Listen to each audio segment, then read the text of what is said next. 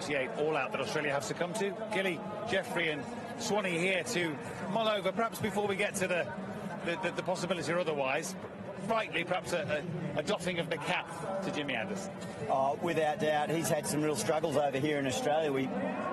No doubt about what a quality bowler he is, but it is on these shores where he's struggled. His record's not up to what it is overall in his Test career, but gee, he was just brilliant last night. He did not let Australia get away. He terrorised that top order, and then he's come out and backed it up again today, and the fruits of his labour, he gets FIFA. Well, I guess the people at home, we've all been saying, show us what you've got. If you're not a bad team, show us. And they've shown us. Yeah, what they got were English conditions. And once they get English conditions, Anderson and Broad are terrific bowlers. And actually, last night, I don't care who you were, you'd have had a struggle on.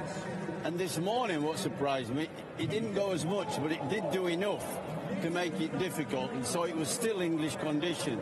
Once you put Anderson and Broad in that, Anderson in particular, he's a great bowler in English conditions. He's always going to struggle on the flat, dry surfaces, because I don't know which medium-fast bowler has ever been successful on flat, dry surfaces in Australia. Overall, Swanee, great bowler. How great a bowler is Jimmy Anderson? Oh, he's as good as we've ever had, in my opinion, especially when it swings.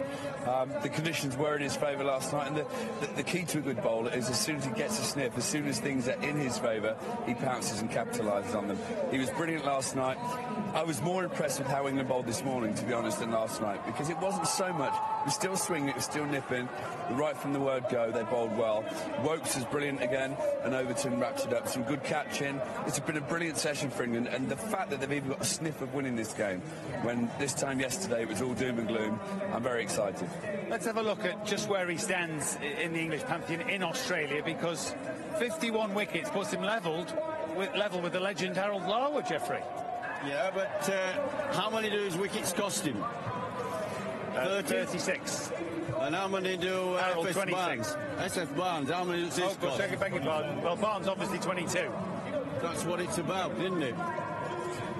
Yeah, but he's in the top 10. Yeah, and I think at the point you made, Matt, that's vindication for the quality of James Anderson in the fact that he's a world-class bowler, but those stats acknowledge he has had trouble in Australia, but credit to him, he's made the adjustments, he's seized on the conditions, as you mentioned, Boyks, he's utilised those perfectly to now, you know, all you ever hope for in a test match going into day 5, and we're not there yet, is to have all three result possibilities available. Well, I reckon one of those is out of the equation. There's not going to be a draw in this test match.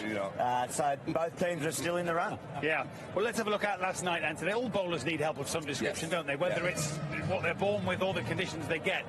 Swanee. Well, he got his length right. He pitched it up far more than he did in the first innings, and he made the batsman play. That was just very good corridor bowling, dragging the man forward. That was unplayable to Khawaja. From round the wicket, swinging it across him. Khawaja, who looked all at sea against that swinging ball. This morning, I thought he was brilliant. I mean, that was given out and reviewed. Yeah. But then, you know, he's squaring people up. He's just bowling beautifully all day. Look at the length he's bowling. And Hanscom's feet and his technique because of it, because of the swing. That wasn't Hanscom, that was Nathan Lyon playing a true tail-ender shot. But look at this. Look at the feet of Hanscom there. He's all over the shot just because Jimmy's got his length and he's swinging it.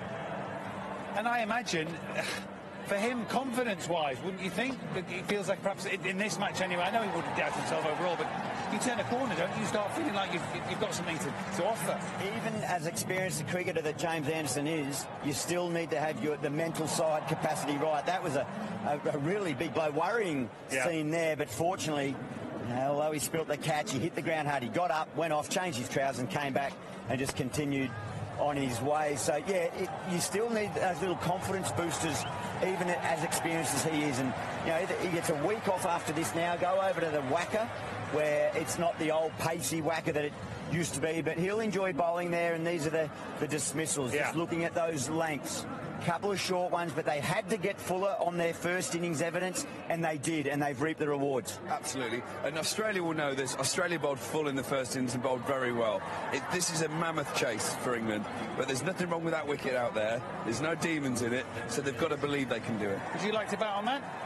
Yeah, and I might bat better than this lot as well. They've got to bat. Take a leaf out of the Australians.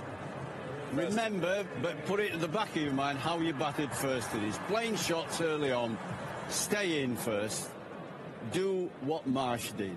Work hard, work for your runs. 350 is an enormous amount. It is. It's not, don't kid yourself. No. It is enormous. I give them one chance in 100. Really? One chance in 100. It's better than no chances. Yes, yes. And records are there to be broken. They don't get broken very often. But it's better to have a slim chance. Yeah. And you have a chance. The sun is out. The pitch is good. But you have to not play false shots. Make them bowl you out. I didn't say play defensive. I didn't say block it all day.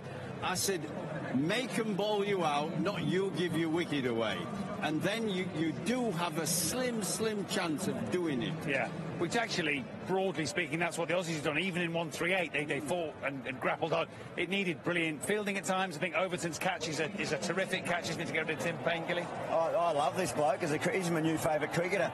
Craig, look at that. Great effort. He had the mid-wicket running towards him, so he had to judge it perfectly. He'd only bowled one over, so he may have been going, well, does my captain like me? Does he back me? But he was still switched on enough to get Chris Woakes another wicket. And then when he got the ball and came on, he cleaned up the tail. He got the one wicket in just his second over. He batted beautifully. The England top order can take a lot of notice of what he did. Craig Overton, when he batted, 41 not out, but he just occupied the crease, took the short stuff, but when it was pitched up, full face to the bat. If I was in the dressing room, I would say to the team, forget the 350 to win. Right. Don't even think about it. We have to bat now till the dinner interval. This is what's going to determine the match. If we're 3 down in the dinner interval, you're gone. I'm telling you. You have to be 1 down or none down. 2 at the most. And you have to be, whatever you get, take it. But by then, the Quicks have had a go with the new ball. They've had quite a few overs, haven't they? It's got a bit softer. It's lost its shine. It's given the dressing room a huge lift. Hey, we can play on this if we play sensibly. Yeah. But you don't want to be in and out, 3 down, 4 down. The game's over. Yeah. So think only to drinks. From drinks to the dinner. Don't get ahead of yourself. Worth a look also at the dismissal of Sean Marsh, because Chris Woakes, also like Overton, having a very influential match, Swanee. He is, and this is just good fast bowling. He's expecting a bit shorter. Judson nips back in towards him. And to get a guy out who's got 120 in the first innings, to get him to turn the bat on a straight one, it's got to go down as good bowling, I reckon. Woakes is very impressive last night and today. And look, as far as history teaches us, well, it's tricky, isn't it? I think only 9 times anywhere has such a total been chased down successfully. Tell you what, though, in the change room, if those stats are even being bandied around the change room, I'd say get out. I mean, that's Joe Root's got to turn to his team and say, who doesn't think we can win this game? If you're not interested in winning this game, I'm not interested in you playing. Everyone believe we can do this. If they're ultra positive, they can go out there, they can make miracles happen. Screw up the old records, they don't matter. I was part of that one at the top. Unfortunately, it seems like all the negative ones for Australia I was either captain of or playing in, but all the West Indies did there, and we had annihilated them in every other test and innings leading into that run chase. But all they did, Jeff, as you say, it was bat time. They just took the game deep, and it got into I think the last session of day 5 where they hit the winning runs, and well into day 5. That was it. It was like they put the scoreboard out of their mind, and that's all England have to do. It's a mental game more than a physical game from now on. Mental. One session to drink, 1 session to dinner. Whew. 1 down only, we're in it. Be mentally strong, England, or Jeffrey's going to go mental. Let's get back up to the commentary box. Yeah, happy with it. Obviously, last night I really enjoyed that spell with the new ball, with it swinging around. We knew today it probably wouldn't swing as much with the sun out, but we really wanted to concentrate on bowling that fuller length, and we did that. Thought all the bowlers bowled brilliantly. We created pressure from both ends, and we got the rewards for it in the end. Still facing a tough task in terms of the match and the chase, but what have these 2 sessions done for you as a team? I think it shows that we're still fighting. We're very disappointed with the way the first 2 innings went of this game, and we knew we had to do something special to get ourselves back into it. And we still are behind the game, but we've got a chance of winning the game here. We've got plenty of time to get these runs. It's going to take something special. It's going to take really special efforts from our batsmen, but if two or three guys put their hand up and score big hundreds, then we've got a great chance. How perilous or otherwise will it be for those batsmen once the lights come on, with you having done what you did with the pink ball last night? Yeah, obviously it'll be a challenge, but I think the bonus we've got is that we're not facing a new ball in the lights. It'll be 30 overs old by then, so that's one positive that we've got to take into our innings. Obviously, they're going to come hard at us to start with, as they always do. But it's up to us to try and bat as long as we possibly can. We've got a day and a half to bat. If we can do it well, like I said, if a couple of guys stick their hand up and score big hundreds, then we've got a great chance. And your body's all right, isn't it? So you took that tumble with the caught and bowled. A bit of claret in my knee, but apart from that, absolutely fine, yeah. Jimmy, thanks very much indeed. England then need 354.